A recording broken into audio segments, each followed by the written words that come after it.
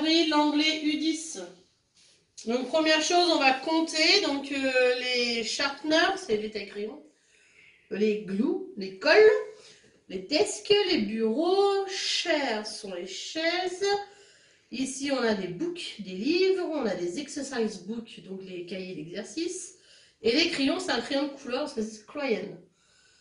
Ça se dit ni pen, ni pencil, ni pencil, hein, c'est crayon, puisque c'est un crayon de couleur.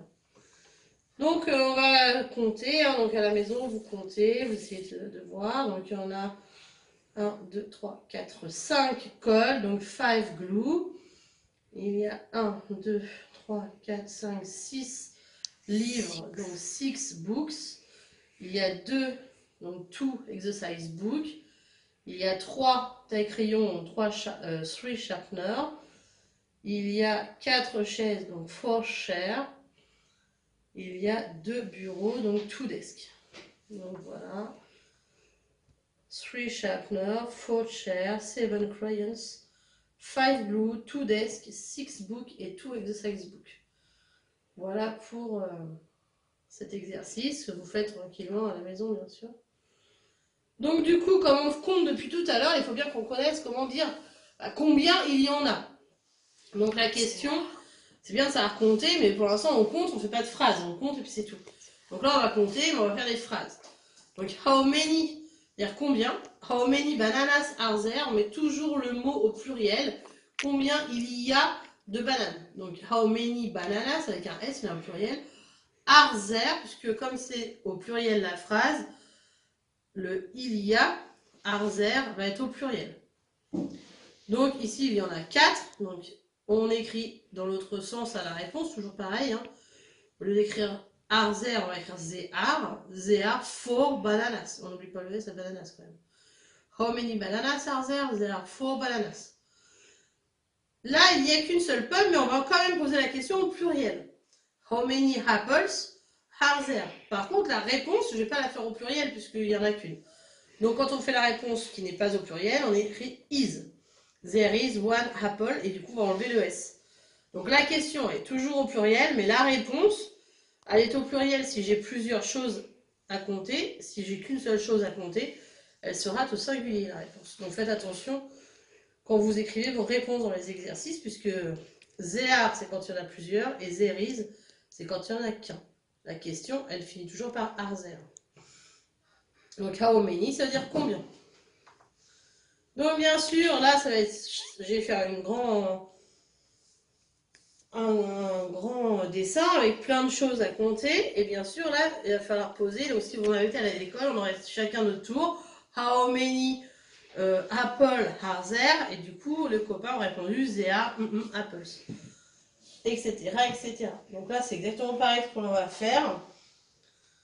Donc, je vais dire par exemple how many bananas are there? Et je vais compter 1, 2, 3, 4, 5, 6, 7, 8, 9. Donc, there are 9 bananas. Voilà.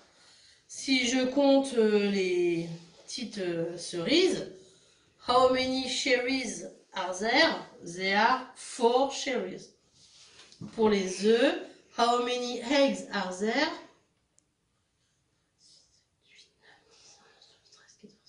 17, il y en a 17. Donc on va répondre there are 17 eggs. Si je veux dire le biscuit, how many biscuits are there? Attention, il n'y en a qu'un, donc on va répondre there is one biscuit. Sans S à la fin. Pour les gâteaux, il y en a 6 là, donc how many cakes are there? There are 6 cakes. Pour les pommes, j'ai différencié les pommes vertes des pommes rouges pour faire un petit peu de vocabulaire. Donc, how many red apples are there? There are 17 red apples. And how many green apples are there? There are 2 green apples. Voilà pour ce qu'il y avait. Je crois que j'ai pas oublié de compter. Donc, il y a 17 eggs, 9 bananas, 1 biscuit, 6 cakes, 17 red apples, 2 green apples et 4 cherries. Et vous voyez bien, cherries, il n'y a plus le Y, vu qu'il y en a plusieurs, c'est IES. Donc voilà pour le comptage. N'oublions pas de faire à chaque fois la question et la phrase réponse, puisque là c'est ce qui m'a intéressé. How many are there? Et la réponse they are ou there is. Bien sûr. Pour le petit jeu, start déjà. Il fallait remettre les mots, ça on l'a déjà joué une fois il me semble. Pour les remettre dans l'ordre. Donc il me semble qu'on a déjà joué à ce jeu une fois dans les leçons précédentes. Donc voilà, apples. Donc n'oubliez pas de ne pas appuyer sur le reset, ça recommence au début. Next, ça veut dire suite. Hein. Bananas. Next.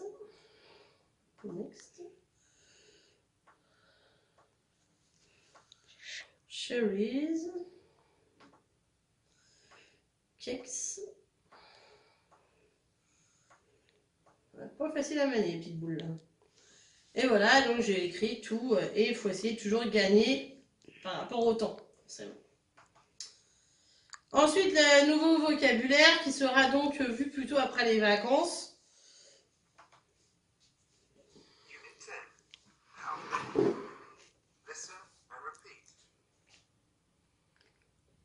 Flour, la farine.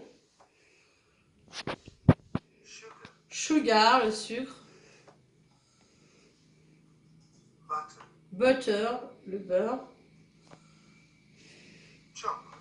Chocolate, le chocolat. Milk, le lait.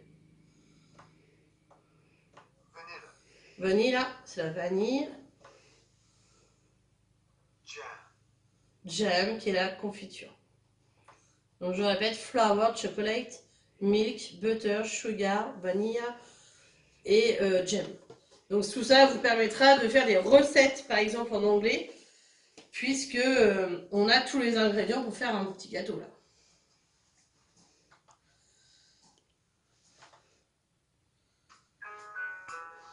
Je vous refais écouter la chanson. Essayez de repérer, c'est ce qu'on aurait fait, yellow banana.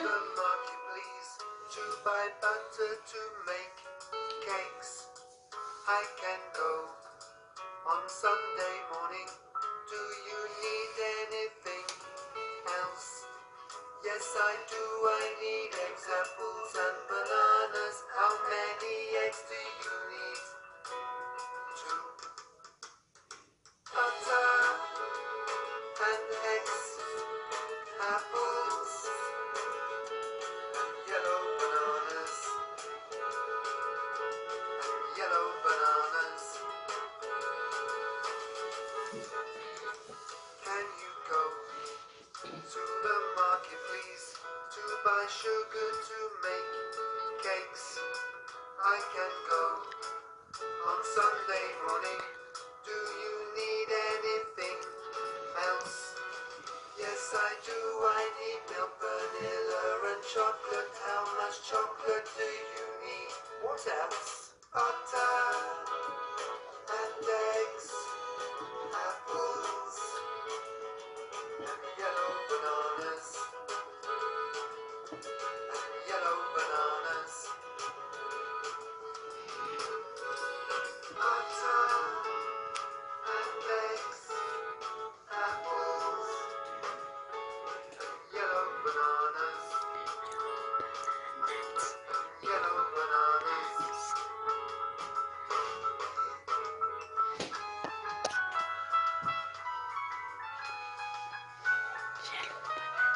Sugar and milk, vanilla and dark chocolate. And dark chocolate. Sugar and milk, vanilla, dark chocolate,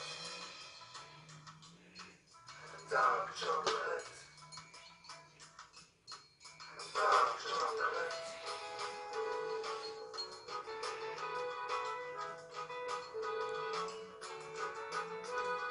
Butter and eggs, apples, and yellow bananas. And yellow bananas.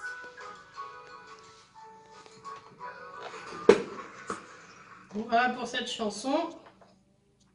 Donc la leçon, c'est bien sûr, ça va faire la phrase question et la phrase réponse. Voilà. En différenciant le pluriel du singulier. Voilà pour la leçon U10, la numéro 2.